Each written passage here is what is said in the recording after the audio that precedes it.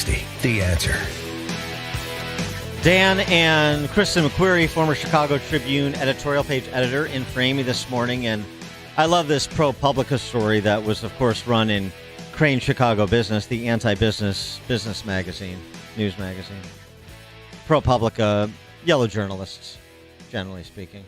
My characterization. They do some good work, but they are a nonprofit, and they don't have to disclose who funds them.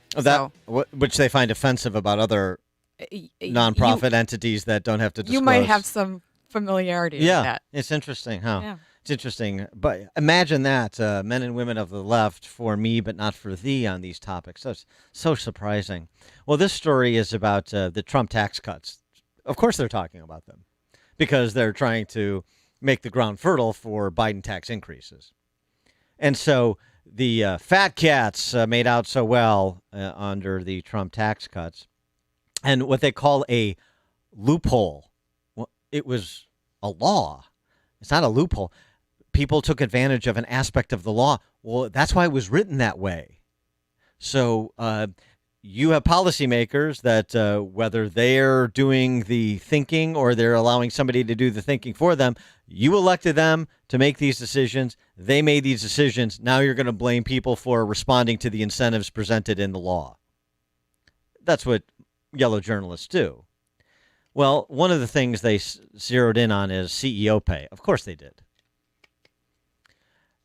Because under Trump, the tax law, the tax relief law, taxes on profits from certain types of businesses were cut more significantly than the rate on salaries those businesses paid out. And so here's what happened. You saw CEOs take a cut in formal pay because the incentive is on company profits, right, where you get the tax relief. And one of the CEOs they focus on is David McNeil of WeatherTech. His comp went from $68 million in 2017 to $47 million in 2018 after the Trump tax relief was passed. And they get after him as the company's exposure dropped, I think, 11%. It was reported in this piece. He said, you want me investing in my country, my fellow Americans? Get out of my pocket. He went on to say, according to ProPublica's report, in text messages that followed, that a ProPublica reporter didn't understand the real world, that it was time for that reporter to grow up and get a real job. I so stipulate on both counts. Then he said, break it up any way you want. What you saw there was $500 million in investment with your own eyes that WeatherTech made back into the company because of the relief that was provided. You know, their money reinvesting into the company. Oh, by the way. And he went on to say, we've paid hundreds and hundreds of millions of dollars in taxes since 2012. How much have you paid? Chump change for sure. Enjoy. I wish more CEOs had the chutzpah, if you will, of David McNeil over at WeatherTech to tell reporters and just the general public of where to get off. People who've built and or run massive companies that create massive amounts of wealth for massive amounts of people. But they're the bad guys. And pay massive taxes. Right. Of course, we know the top 1% pay 40% of all income taxes. The top 10% pay 75%. So it's always the question that should be put back to anyone you're having this conversation with. So that's not fair. What's fair? Numbers, please. Specifics. Throw property taxes in there, too. No kidding. I mean, especially in Cook County.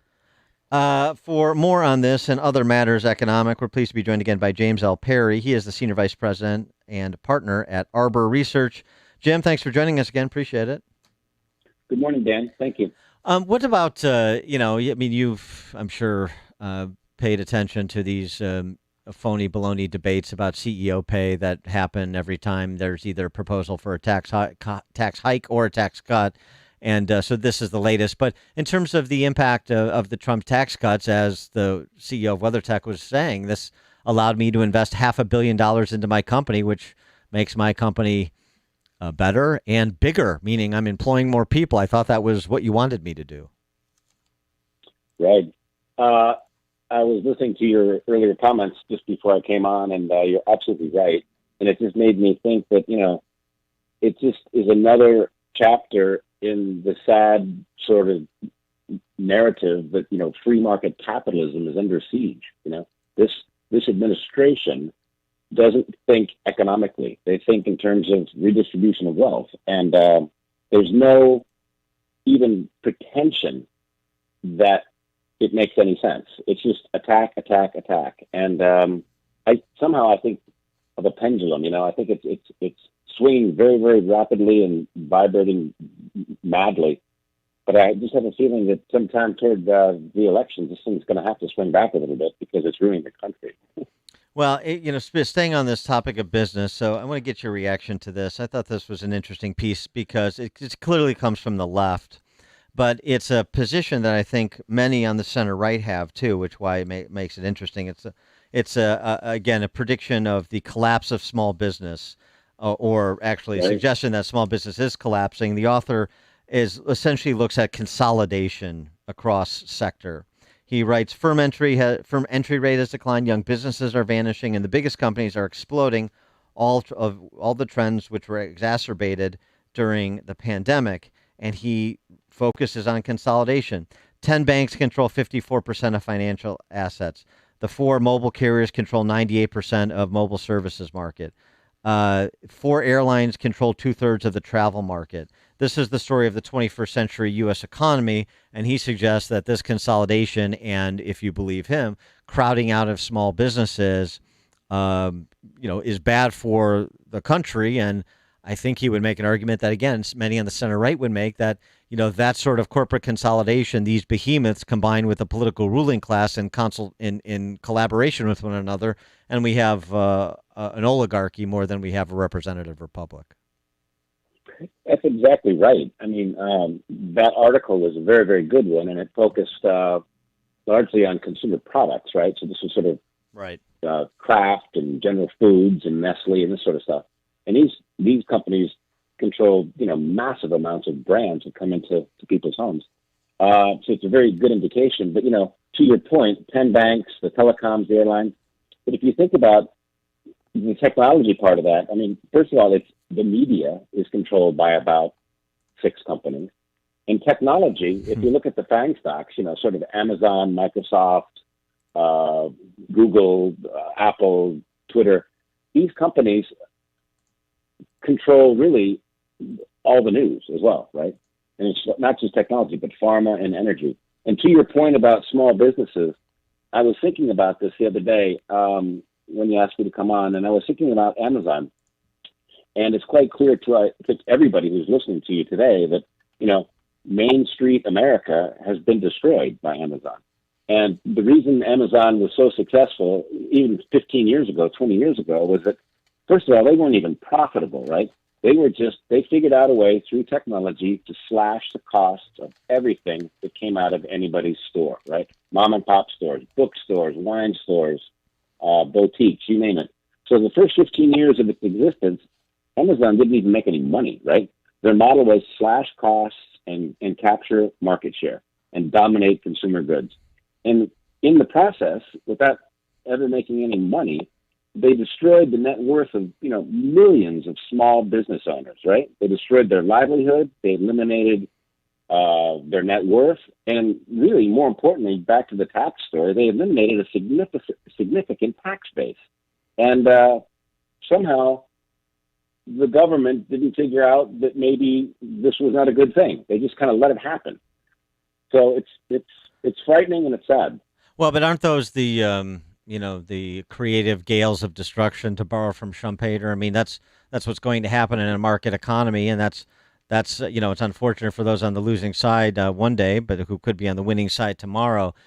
So is it so much about Amazon, or is it as a model, as a company, or is it more about sort of the rent-seeking behavior, the size of government that big companies have access to sort of carve out special rules and special deals for them? So it's actually not government not doing enough. It's government that's doing too much. That sets up a system where the biggest players can exercise the biggest leverage over the one entity that has a monopoly of force and rig the system for themselves.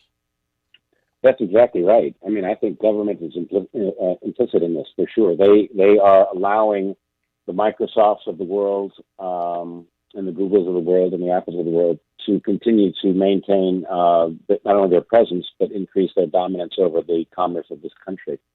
I read something this week that said in this new infrastructure bill, the five big tech stocks got an $800 billion tax break to build data farms on their own property, and they're going to get a tax break for that. Right. $800 billion. Now, this is government saying, go ahead, guys, keep doing what you're doing. Destroy small businesses. Use all your algorithms and your artificial intelligence and make sure that you can deliver product and content and banking and pharmaceutical and healthcare and education services to the people you want over your services, and we'll help you guys do that.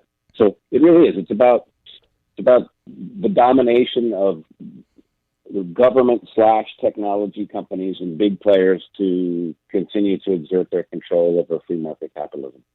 But they also, at least here, there's a story again in our Cranes business publication from Greg Hines, columnist, pointing to Amazon in the far south suburbs of Chicago, tiny little town of Moni, 5,000 people, is reaping the benefits of an Amazon facility to the tune of more than $1 million in sales tax revenue, compared to a neighboring town, Crete, which in total took in about $140,000 in tax revenue in a year. So they want to talk about dominance of places like Amazon, but now they're addicted to the money. And even a tiny little community like Moni is just, rolling in cash from sales tax revenue. Right. Well, when you get these big sort of investments in small parts of the world that become huge parts of their economies, you get these distortions. And I think that the real aggregate story here is that, technology is about cutting costs, right? So the speed with which technology propagates really depends on the cost of capital. And these guys have a lot of it. And if they're going to put down roots in small little towns like that, that's great. But, who loses on that, right? It's really more and more people that sold things in every store and every main street and every suburb of Chicago and around the country. So net, I'm glad for that little town down there. But, think of all the other ones that are going to lose because of it. It's a distortion. I wanted to get your reaction to Jay Powell this week saying you're going to have to ease back on some of the asset purchases we've been doing with inflation running at 5.5%. And the market did not react well to that. Was that a trial balloon by Powell and when he thinks he can stop the quantitative easing 4.0, or is it a real indication that we're starting to wind down the party and we'll see what happens? That's a very good question, and it needs a very good answer, and I think I'll give it to you. I read the minutes of the FOMC meeting, and I didn't see anything in there that told me that he's changed his view. Now, the news didn't say that, and Wall Street didn't say that, but Jerome Powell knows that to have an economy that's going to be growing, you have to have an asset base in real assets, which is stocks and real estate, that doesn't go down very far, because that's where people spend the money. And, to your point about all these people paying taxes, you're right. 61% of the taxpayers paid zero, and the top 1% paid something like 28%, right? So, and the top 20 paid something like 80%. So the GDP of this country is about 70% consumer spending. And if that goes down by 5%, GDP is going to be negative. And it will certainly do that if the stock market comes down by 25% or something like that. So I think Powell's absolutely right. I don't believe interest rates are going up. Can they reduce the purchases of treasury bonds? They might be able to, because there's a surplus of cash in the banks, right? I mean, you've got $5 trillion of excess reserves sitting in the banking system right now. And furthermore, you've got, $1 trillion a day going into the Fed's reverse repo facility that's paying them, a half a basis point. So or 5/100ths of a basis point. So I think that it's really about liquidity.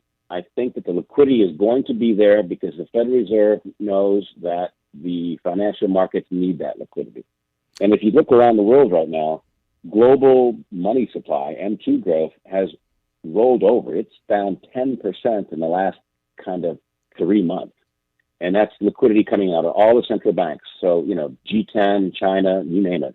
And I think that it's not a surprise to see that, as that has happened, you have had a tremendous sell-off in a lot of this stuff that has really needed liquidity. Lumber is at a 13-month low, iron ore, 8-month low, copper, 3-month low, oil, 3-month low.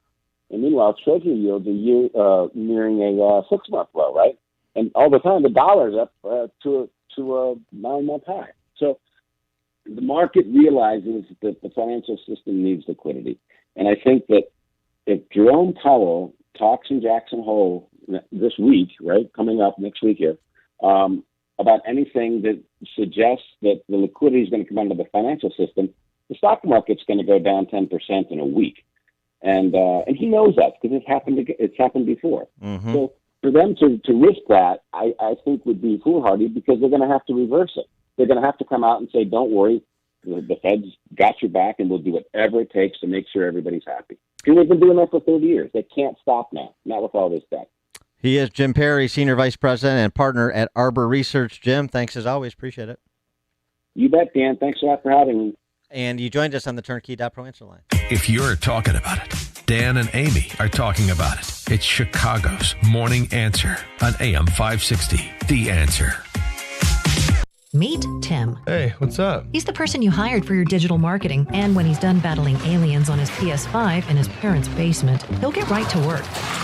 Now, meet the team at Salem Surround. What's up? Hey. These are the people who are passionate about your success and will work 24/7 to deliver real customers to you and your business. Why would you trust your digital marketing to one person when you can hire a whole team? Get nationwide experience, resources, and results. Learn more about Salem's